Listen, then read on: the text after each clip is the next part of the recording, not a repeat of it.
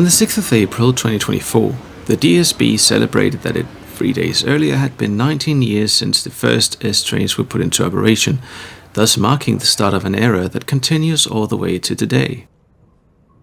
The idea for the S-train came in the late 1920s when a commission was set up to look into the possibilities of electrifying parts of the Copenhagen's local transport.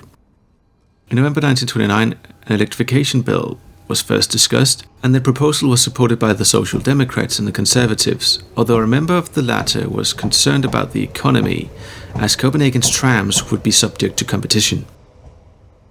This concern later proved to be correct, as the S-train upon its introduction reduced the journey time between Nørreport and Klampenborg to 20 minutes, compared to the 41 minutes with the tramways Line 14, which was operated by the private company NISA, which, due to the competition from the S-train, had purchased 10 bogie trams from the Copenhagen tramways, with whom they operated the line together with. The trams were designed by architect Ib Lunding, but the trams did not have any major effect on the competition with the S-train, and were sold to Copenhagen Tramways when NISA closed down its operations to Klampenborg in 1953. But back to the S-train. The first S-trains ran in November 1933, and the following year, on the 3rd of April 1944, operations began on the first line between Frederiksberg and Hellerup, and on to Klampenborg.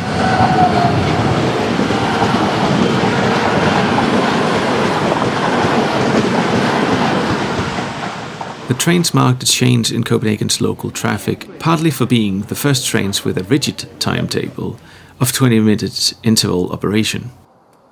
The name given to the trains, S-tog or S-train, came after a poll in the newspaper Politiken about what the new trains should be called.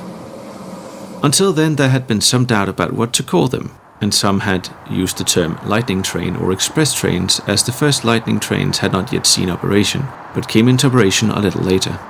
However, it is worth mentioning that the name S-train, or rather S-line, was already considered by DSB around 1932-33. What it stands for has been interpreted in several ways. According to Director General Knudsen, it primarily stood for the station, but also for the things that the trains ran to, such as sun, or beach, etc., although the latter was probably more set for advertising purposes.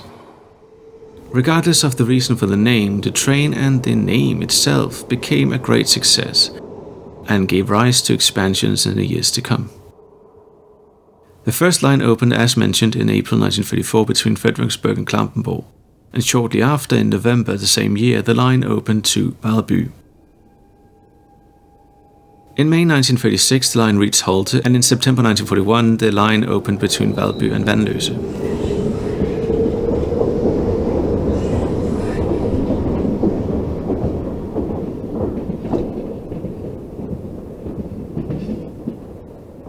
After the war, the line to Ballerup opened in May 1949, in 1953 to Glostrup, and in 1963 to Tostrup, with a following extension in 1968 to Hillerød. During the 1970s, the S-line was expanded southwards in several stages, and in 1983 it had a terminus in Køge. In 1989, the line reached Frederikssund and opened as a scaled-down version of an S-line, partly because the line was single-track, and partly because it had level crossings.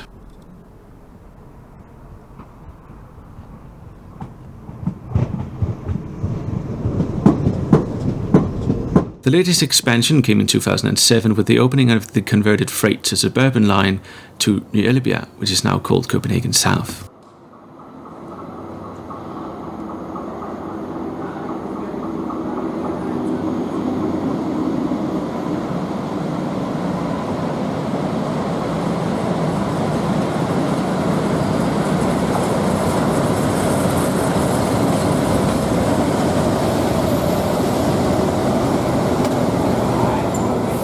The rolling stock that has served the S-lines over the years has been divided into 4 generations.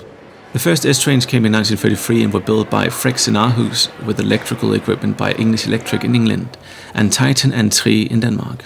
The trains ran on 1500 volts DC and were delivered in DSB's maroon livery, but over time the paint became so faded that many knew them simply as the brown S-trains. Because they were the first S-trains, these were also known as the first generation. These trains were gradually replaced from the late 1960s by the red second generation S-trains, and laid the foundation for the colour of the future generations of S-trains, a colour that had otherwise belonged to DSB's buses and express trains previously. As something new, these trains had first-class compartments for use on the route to Hillerød, as some mayors along the route were very concerned with not only getting S-trains but also improving the existing train operation. The last trains disappeared in 2007, and a total of 2 coaches were preserved by the Railway Museum in Odense and 4 coaches by the Danish Railway Club, while one example of the first generation has been preserved at the Railway Museum. In 1979, the third generation was introduced, partly as 4 4-car trains and partly as 8 series delivered sets from ASEA. The idea for these trains came when a newer series of S-trains with a more modern technique was desired, called chopper control, where the current is chopped into frequencies rather than the previously used relay control that used resistors. They were designed in the new APO design, in the style of DSB's trains for long distance and regional use, and these S-trains were also intended for the longer S-train lines. However, they were never a success, and were eventually only used on line F before being scrapped in 2006, and none were preserved. The current and 4th generation of the S-trains came in 1994, and over an 11-year period, 105 8-car sets called the SA class and 31 4-car sets called the SE were delivered. These trains earned the nickname hamsters due to their curved shape when viewed from the front. They had a higher acceleration than the previous S-trains due to their modern steering, at 1.3 meters a second, against the old S-trains 0.7 and 0.8. They also came with a top speed of 120 km an hour or 75 miles an hour, which made it possible to reduce travel times. The trains proved to be a success over time, and although they have been the subject of much vandalism over the years, the 4th generation was the final replacement for the 2nd and 3rd generation.